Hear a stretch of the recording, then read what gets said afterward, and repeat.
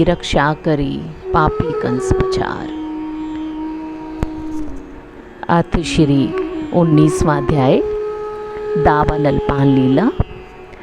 श्री सुखदेव जी कहने लगे, हे राजन, जिस समय ग्वाल बाल प्रलंबासुर के मृतक शरीर का तमाशा देख रहे थे, उसी समय सब गायें चरती हुई मूंज वन में जा पहुंची। जब दूर तक ढूंढने पर भी उनका कोई पता नहीं मिला, तब सब ग्वाल बाल अलग अलग टोलियां बनाकर उनका नाम पुकारते हुए उन्हें ढूंढने लगे। इसी समय एक ग्वाला ने आकर श्री कृष्णचंद्र जी से यह कहा, हे भाई, सब गायें मूंज के घने वन में घुस गई हैं।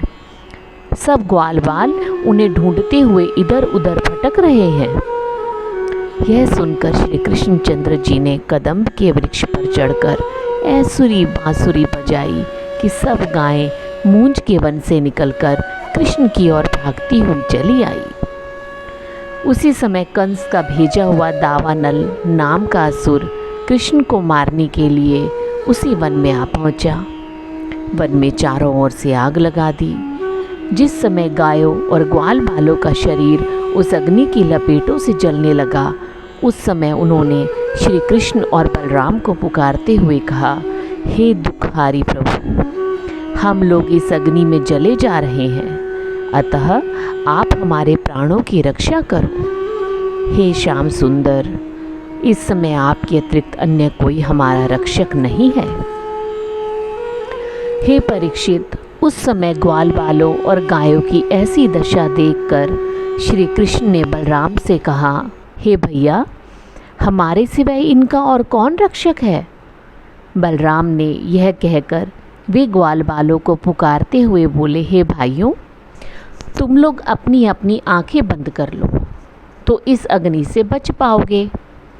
यह सुनकर सब लोगों ने अपनी आंखें बंद कर ली। भगवान श्री कृष्ण ने अपने योग बल से उस वन की अग्नि को पी लिया, जिससे तुरंत अग्नि शांत हो गई।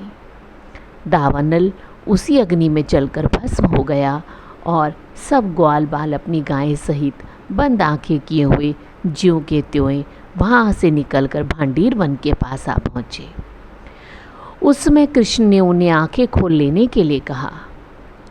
जब उन्होंने अपनी आंखें खोली, अपने को भांडीर वन के समीप खड़ा पाया, तब सब लोगों को बड़ा आश्चर्य हुआ। फिर संध्या होने पर अपने घर को लौट चले। वृंदावन के समीप जब श्री कृष्ण ने अपनी मुरली बजाई, उस समय सब गोपियाँ अपने अपने घरों से निकलकर उनका दर्शन करने हेतु बाहर आ पहुँची। गोपियों का यह नियम था, वे दिन भर व्रत रखकर कन्हैया के चरित्र गाती और संध्या समय आनंद कंद श्री कृष्ण के मुख कमल का दर्शन करने के बाद ग्रास लेती थी। कृष्ण का घर पहुँचे, यशोदा ने गाल वालों से पूछा, आज तुम लोगों को इतनी देर क्यों हो गई। तब सब ग्वालों ने वन में आग लगने और राक्षस को मारने का समाचार कह सुनाया। यशोदा और रोहिणी को बड़ी प्रसन्नता हुई। उस समाचार को पाकर सब वृंदावनवासी वहाँ आ पहुँचे और प्रशंसा करते हुए कहने लगे, हे मनमोहन, आज तुम्हारी कृपा से हमारे सभी बालक जीवित बच गए, अन्यथा सबके सब उसी अग्नि में जलकर भस्म हो जाते। अथ श्री 19वां अध्याय समाप्तम। जय जय श्री राधे, जय जय श्री राधे, जय जय श्री राधे।